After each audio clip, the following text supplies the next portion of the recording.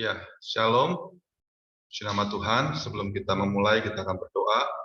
Bapa, dalam nama Tuhan Yesus Kristus, kami berdoa dan mengucap syukur atas segala kasih dan kemurahan Tuhan, sehingga kami ada sebagaimana kami ada. Ampuni kami, kiranya Tuhan berikan kami hikmat dari surga, supaya kami mengerti akan kehendak Tuhan, firman Tuhan. Roh Kudus pimpin kami, semua yang jahat, kuasa tenggus kegelapan, semua yang jahat kami tolong di dalam nama Tuhan Yesus. Dan kami berdoa mengucap syukur dalam nama Yesus. Haleluya. Amin. Ya, puji nama Tuhan. Ini saya akan menjawab pertanyaan, apakah Tuhan tetap mengasihi seorang yang berbuat dosa berulang-ulang? Kata mengasihi berasal dari kata dasar kasih. Dalam 1 Korintus pasal 13 ayat 4, di sana dikatakan kasih itu murah hati. Arti kasih adalah murah hati, penyayang, dan pengasih. Kemurahan hati mempunyai arti sifat kasih sayang. Dalam 1 Korintus pasal 13 ayat 6, kasih itu tidak bersukacita karena ketidakadilan, tetapi ia bersukacita karena kebenaran. Dengan kata lain, kasih itu sama dengan adil, tidak memihak, berpegang pada kebenaran. Dalam Roma pasal 11 ayat 22, di sana dikatakan, sebab itu perhatikanlah kemurahan Allah dan juga kekerasannya, yaitu kekerasan atas orang-orang yang telah jatuh, tapi atas kamu kemurahannya, yaitu jika kamu tetap dalam kemurahannya, jika tidak, kamu pun akan dipotong juga. Orang yang telah jatuh maksudnya adalah orang yang berdosa. Seringkali orang Kristen hanya memperhatikan kemurahan Allah. Terkadang kurang memperhatikan tentang kekerasan Allah. Arti kekerasan Allah ini adalah ketegasan. Jadi kita mempunyai Allah yang penuh kasih, tapi kita juga punya Allah yang tegas, ya, Allah yang adil. Jawaban dari pertanyaan tadi, Tuhan akan mengasihi orang yang berbuat dosa berulang-ulang selama orang tersebut mau bertobat dan tidak berbuat dosa lagi. Ayatnya di dalam Roma pasal 2 ayat 4, maukah engkau menganggap sepi kekayaan kemurahannya, kesabarannya, dan kelapangan hatinya? Tidakkah engkau tahu bahwa maksud kemurahan Allah ialah menuntut engkau kepada pertobatan? Yohanes pasal 5 ayat 14, kemudian Yesus bertemu dengan dia dalam bait Allah, lalu berkata kepadanya, engkau telah sembuh, jangan berbuat dosa lagi, supaya padamu jangan terjadi yang lebih buruk. Lukas pasal 13 ayat 2-5, Yesus menjawab mereka, sangkamu orang-orang Galilea ini lebih besar dosanya daripada dosa semua orang Galilea yang lain, karena mereka mengalami nasib itu? Tidak, kataku kepadamu. Tetapi jikalau kamu tidak bertobat, kamu semua akan binasa atas cara demikian. Atau sangkamu ke-18 orang yang mati ditimpa menara dekat Siloam lebih besar kesalahannya daripada kesalahan semua orang lain yang diam di Yerusalem? Tidak, kataku kepadamu. Tetapi jikalau kamu tidak bertobat, kamu semua akan binasa atas cara demikian. Amin. Jadi dari sini kita bisa tahu bagaimana ketegasan Allah kita, ketegasan Tuhan Yesus, ya. Tuhan Yesus yang penuh kasih, tapi Tuhan juga adalah Allah yang tegas, Allah yang adil, yang senantiasa melakukan pengadilan dengan adil, dan Tuhan juga akan memberikan hukuman bagi orang-orang yang pada akhirnya tidak mau bertobat. Ibrani pasal 10 ayat 25-27, di sana dikatakan, janganlah kita menjauhkan diri dari pertemuan-pertemuan ibadah kita seperti dibiasakan oleh beberapa orang. Tetapi marilah kita saling menasihati dan semakin giat melakukannya menjelang hari Tuhan yang mendekat. Sebab jika kita sengaja berbuat dosa sesudah memperoleh pengetahuan tentang kebenaran, maka tidak ada lagi korban untuk menghapus dosa itu. Tetapi yang ada ialah kematian yang mengerikan akan penghakiman, dan api yang dahsyat yang akan menghanguskan semua orang durhaka. Amin. Kita tahu bahwa kedatangan Tuhan sudah mendekat, artinya penghakiman akan akan datang. Sebab itu kita tidak boleh lagi untuk berbuat dosa, apalagi dengan sengaja berbuat dosa. Kenapa? Kalau ada seorang yang sengaja berbuat dosa, maka akan mendapatkan hukuman, yaitu kematian mengerikan akan penghakiman. Jawaban yang kedua, Tuhan akan mengasihi orang yang berdosa berulang-ulang sebelum hari waktu mana hukuman Allah yang adil dinyatakan. Roma pasal 2 ayat 5, tetapi oleh kekerasan hatimu yang tidak mau bertobat, engkau menimbun murka atas dirimu sendiri. Pada hari waktu mana murka dan hukuman Allah yang adil akan dinyatakan.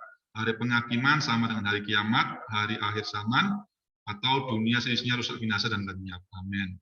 Jadi, selama masih ada kesempatan, ada waktu, ya, sebelum hukuman Allah itu yang adil dinyatakan, maka kita harus berbalik ya, kita harus bertobat, karena kalau tidak mau bertobat maka itu kita akan menimbun murka Allah atas diri kita sendiri yang akhirnya akan merugikan kita. Karena apa? Karena akan mengalami murka Allah, hukuman Allah ya, kebinasaan. 2 Petrus pasal 2 ayat 4 sampai 9, sebab jikalau Allah tidak menyayangkan malaikat-malaikat yang berbuat dosa tetapi melemparkan mereka ke dalam neraka dan dengan demikian menyerahkannya ke dalam gua-gua yang gelap untuk menyimpan mereka sampai hari penghakiman. Dan jikalau Allah tidak menyayangkan dunia purba tetapi hanya menyelamatkan Nuh pemberita kebenaran itu dengan 7 orang lain, ketika ia mendatangkan air bah atas dunia orang-orang yang fasik, dan jika Allah mendesakan kota Sodom dan Gomora dengan api, dan dengan demikian memusnahkannya dan menjadikannya suatu peringatan untuk mereka yang hidup fasik di masa-masa kemudian. Arti fasik adalah tidak peduli terhadap perintah Tuhan, jahat, buruk kelakuannya. Jadi malaikat yang berbuat dosa dilemparkan ke dalam neraka. Tuhan tidak menyayangkan dunia purba, tetapi menyelamatkan Nuh yang melakukan kebenaran. Dan Tuhan juga membinasakan Sodom dan Gomora dengan api. Ya, tetapi kalau kita tahu ayat selanjutnya di sana dikatakan, tetapi ia atau Tuhan menyelamatkan Lot, orang yang benar, yang terus-menerus menderita oleh cara hidup orang-orang yang tidak mengenal hukum dan yang hanya mengikuti hawa nafsu mereka saja. Sebab orang benar ini tinggal di tengah-tengah mereka dan setiap hari melihat dan mendengar perbuatan-perbuatan mereka yang jahat itu, sehingga jiwanya yang benar itu tersiksa. Maka nyata bahwa Tuhan tahu menyelamatkan orang-orang saleh dari pencobaan dan tahu menyimpan orang-orang jahat untuk disiksa pada hari penghakiman. Amin.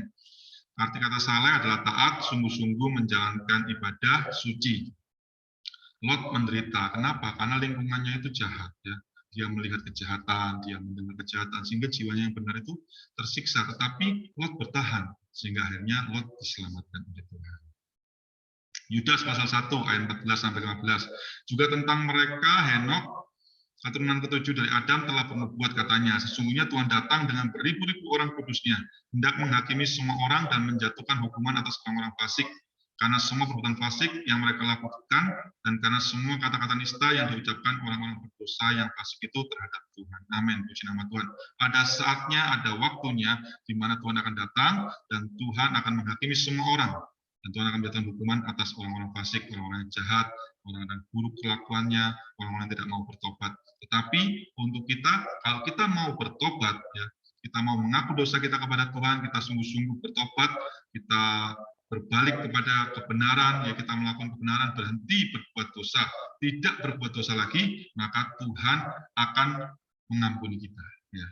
Tuhan akan memberikan kita kesempatan untuk kita memperoleh kehidupan yang kekal. Oleh sebab itu kita pergunakan waktu-waktu yang ada ini untuk melakukan pertobatan dan hidup dalam kebenaran. Matius pasal 7 ayat 21 sampai 23. Bukan setiap orang yang berseru kepadaku Tuhan, Tuhan akan masuk ke dalam kerajaan surga, melainkan dia yang melakukan kehendak Bapakku yang di surga. Pada hari terakhir banyak orang akan berseru kepadaku, Tuhan, Tuhan, bukankah kami bernubuat demi namamu dan mengusir setan demi namamu dan mengadakan banyak mujizat demi namamu juga? Pada waktu itulah aku akan berterus terang kepada mereka dan berkata, aku tidak pernah mengenal kamu, menyalah daripadaku, kamu sekalian pembuat kejahatan. Amin. Orang yang akan diselamatkan, orang yang akan masuk dalam kerajaan surga adalah orang yang melakukan kehendak Bapa di surga. Ya, jadi tidak cukup kalau hanya Kristen, tapi harus melakukan kehendak Bapa yang di surga. Karena apa? Karena setiap orang yang berdosa, yang suka hidup dalam dosa, yang tidak mau bertobat, sampai akhirnya pada waktu Tuhan datang, maka Tuhan akan mengenyahkan orang-orang yang berbuat kejahatan ini. Matius pasal 13 ayat 49 sampai 50, demikianlah juga pada akhir zaman, malaikat-malaikat akan datang memisahkan orang jahat dari orang benar, lalu mencampakkan orang jahat ke dalam dapur api, di sanalah akan terdapat ratapan dan kertakan gigi. Ratapan artinya menangis, kertak gigi artinya sangat menderita. Tuhan akan mengasihi orang yang berbuat dosa berulang-ulang selama orang tersebut mau bertobat dan tidak berbuat dosa lagi. Karena jika tidak mau bertobat akan binasa, menerima kematian yang mengerikan akan penghakiman. Tuhan akan mengasihi orang yang berdosa berulang-ulang sebelum hari waktu mana hukuman Allah yang adil dinyatakan. Karena pada waktu hari penghakiman tidak ada lagi kesempatan untuk bertobat. Tuhan akan tetap mengasihi orang yang bertobat dan tidak berbuat dosa lagi. Tuhan akan menyelamatkan orang yang melakukan kebenaran. Tuhan akan membawa orang yang melakukan kehendak Bapa masuk ke dalam kerajaan surga. Oleh karena itu, marilah kita bertobat dan tidak berbuat dosa lagi. Selama masih ada kesempatan, Artinya selama kita masih hidup, marilah kita melakukan kebenaran dan kehendak Bapa yang di surga sebelum hari penghakiman datang. Karena hari penghakiman pasti akan datang dan kita harus berjaga-jaga. Kita mempersiapkan diri untuk hidup dalam kebenaran, dalam kekudusan, dalam kehendak Bapa di surga, melakukan kehendak Bapa di surga dalam kekudusan pertobatan. Pertanyaan selanjutnya, jika Tuhan mengasihi setiap manusia, mengapa tidak semua orang bisa memperoleh keselamatan? Jawabannya, tidak semua orang percaya dan beriman kepada Tuhan Yesus. Ya. Dengan kata lain, hanya orang yang percaya dan beriman kepada Tuhan Yesus yang memperoleh keselamatan. Kisah Para Rasul pasal 4 ayat 11-12, Yesus adalah batu yang dibuang oleh tukang-tukang bangunan, yaitu kamu sendiri, namun ia telah menjadi batu penjuru, dan keselamatan tidak ada di dalam siapapun juga selain di dalam dia. Sebab di bawah kolong langit ini tidak ada nama lain yang diberikan kepada manusia yang olehnya kita dapat diselamatkan. Amin. Puji nama Tuhan. Jadi Tuhan Yesus itu adalah keselamatan, ya. Di luar Tuhan Yesus tidak ada keselamatan, seperti yang tertulis dalam firman Tuhan ini, bahwa hanya melalui Tuhan Yesus kita dapat diselamatkan. Kisah Para Rasul pasal 16 ayat 31. Jawab mereka, percayalah kepada Tuhan Yesus Kristus dan engkau akan selamat, engkau dan seisi rumahmu. Yohanes pasal 10 ayat 9, akulah pintu, barang siapa masuk melalui aku, ia akan selamat dan ia akan masuk dan keluar dan menemukan padang rumput. Lukas pasal 8 ayat 48, maka katanya kepada perempuan itu, hai anakku, imanmu telah menyelamatkan. Markus, pergilah dengan selamat. Markus pasal 16 ayat 16, siapa yang percaya dan dibaptis akan diselamatkan. Tetapi siapa yang tidak percaya akan dihukum. Tidak semua orang bertahan dan berjuang dalam kasih Tuhan sampai kesudahannya. Matius pasal 24 ayat 12-13, dan karena makin bertambahnya kedurhakaan, maka kasih kebanyakan orang akan menjadi dingin. Tapi orang yang bertahan sampai pada kesudahannya akan selamat.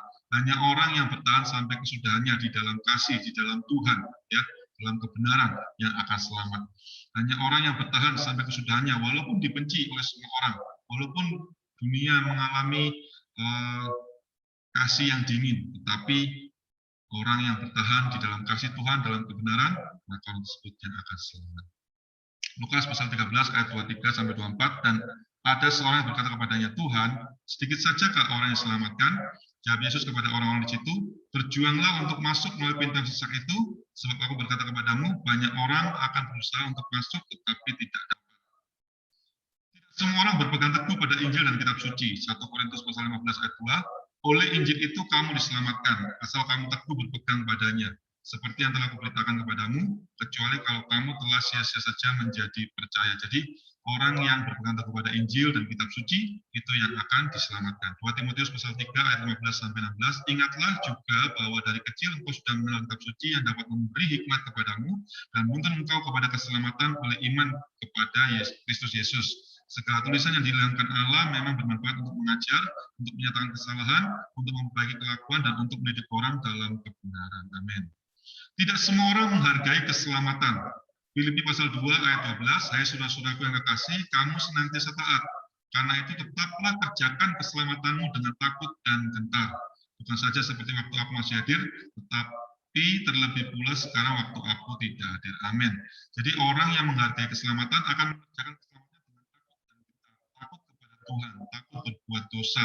Ya, hidupnya itu dijaga dengan sebaik-baiknya sesuai dengan kebenaran firman Tuhan supaya tidak binasa seperti itu. Ibrani pasal 2 ayat 3, bagaimanakah kita akan luput jikalau kita menyia-nyiakan keselamatan yang sebesar itu? Ya, kita tidak boleh menyia-nyiakan kesempatan atau keselamatan yang sangat besar yang Tuhan telah berikan kepada kita. Karena apa? Kalau kita menyia-nyiakan, maka kita akan kehilangan keselamatan itu. Jadi hanya orang yang menghargai akan keselamatan yang akan menerima keselamatan. Tidak semua orang mau bertobat. 2 Korintus pasal 7 ayat 10, pertobatan yang membawa kepada keselamatan. Ya, pertobatan yang membawa keselamatan. 2 Petrus pasal 2 ayat 14-15, harus berusaha supaya kamu kedapatan tak bercacat dan tak bernoda di hadapan Tuhan. Jadi hanya orang yang mau berusaha, mau berjuang, mau bertobat yang akan membawa kita kepada keselamatan. Ya. Jadi bukan kepada semua orang, tetapi hanya kepada orang-orang yang mau bertobat, orang-orang yang berusaha untuk hidupnya itu tidak bercacat, tidak bernoda di hadapan Tuhan. 1 Korintus pasal 6 ayat 9 sampai 11. Orang-orang yang tidak adil tidak akan mendapat bagian dalam kerajaan Allah. Janganlah sesat. Orang cabul, penyembah berhala, orang berzina, banci, orang pemburit, pencuri, orang kikir, pemabuk, pemfitnah, dan penipu tidak akan mendapat bagian dalam kerajaan Allah. Tetapi kamu telah memberi dirimu disucikan, kamu telah dikuduskan, kamu telah dibenarkan dalam nama Tuhan Yesus Kristus dan dalam Roh Allah kita. Amin. Puji nama Tuhan. Kita yang sudah disucikan, kita yang sudah dikuduskan oleh darah Tuhan Yesus, dibenarkan oleh nama Tuhan Yesus dan oleh Roh Kudus. Biarlah kita mau jaga, ya. Kita mau jaga keselamatan yang Tuhan berikan. Kita mau hargai pengorbanan Tuhan. Karena apa? Orang-orang yang terus menerus berbuat dosa tidak mendapat bagian dalam kerajaan Allah. Ya, seperti itu. Bagaimana cara untuk mendorong teman supaya mengasihi Tuhan? Yang pertama adalah jadilah teladan. 1 Timotius pasal 4 ayat 12, jadilah teladan bagi orang-orang percaya dalam perkataan, dalam tingkah lakumu, dalam kasihmu, dalam kesetiaanmu, dan dalam kesucian. Jadi kita sebelum mengajak teman kita harus jadi teladan dulu supaya kita tidak menjadi batu sandungan. Sehingga teman kita akan melihat bahwa kita memiliki kasih akan Tuhan, hidup kita berkenan kepada Tuhan, sehingga oleh kasih Kristus yang dalam diri kita, dalam perkataan, pikiran, perasaan kita, maka orang atau teman kita akan mau tertarik untuk mengasihi Tuhan. Seperti itu. Yang kedua adalah berdoa supaya Tuhan menyempurnakan. Kolose pasal 1 ayat 9, kami tidak berhenti berdoa untuk kamu, untuk mengetahui kehendak Tuhan dengan sempurna. 2 Tesalonika pasal 1 ayat 11 sampai 12, kami senantiasa berdoa juga untuk kamu supaya Allah kita menganggap kamu layak berbuat dan dengan kekuatannya menyempurnakan kehendakmu untuk berbuat baik dan menyempurnakan segala pekerjaan iman. Amin. Menurut kasih karunia Allah kita dan Tuhan Yesus Kristus. Amin. Puji nama Tuhan. Kita berdoa untuk teman kita, saudara kita, supaya Tuhan yang menyempurnakan dalam kehidupan orang tersebut, sehingga orang tersebut mulai tertarik mengasihi Tuhan, ya, dalam hatinya timbul rasa haus dan lapar akan Tuhan, sehingga teman kita itu ketika dijamah oleh Tuhan, dia akan mulai tertarik mencari Tuhan, ya, mengasihi Tuhan.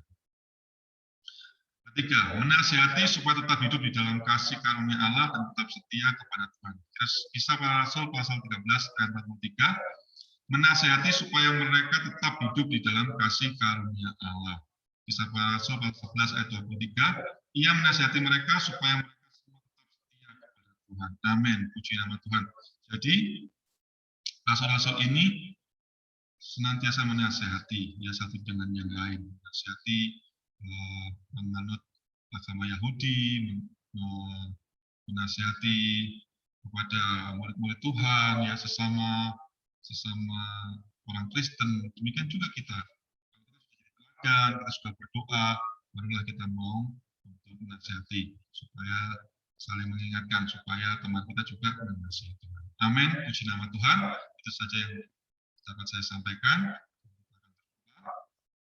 Bapa, dalam nama Tuhan Yesus Kristus, terima kasih Tuhan untuk pelajaran yang singkat ini, tetapi kiranya Roh Kudus yang berbicara lagi, lebih lagi kepada kami, yang membuka hati dan pikiran kami, supaya kami dapat mengerti, terlebih dapat kami melakukan, supaya kami dapat dimampukan untuk bertobat, untuk hidup dalam kebenaran, dalam kekudusan, dalam hadirat Tuhan, dalam perkenanan Tuhan. Tolong kami Tuhan, supaya kami tidak binasa, supaya kami tidak terlambat Tuhan, tetapi kami dapat berjaga-jaga, berdoa, mempersiapkan hidup kami sebelum kedatangan Tuhan yang kedua kalinya untuk menghakimi manusia. Terima kasih Bapak, terima kasih. Kami tolak semua yang jahat di dalam nama Tuhan Yesus, untuk bungkus kami dengan darah Tuhan Yesus Kristus yang kudus.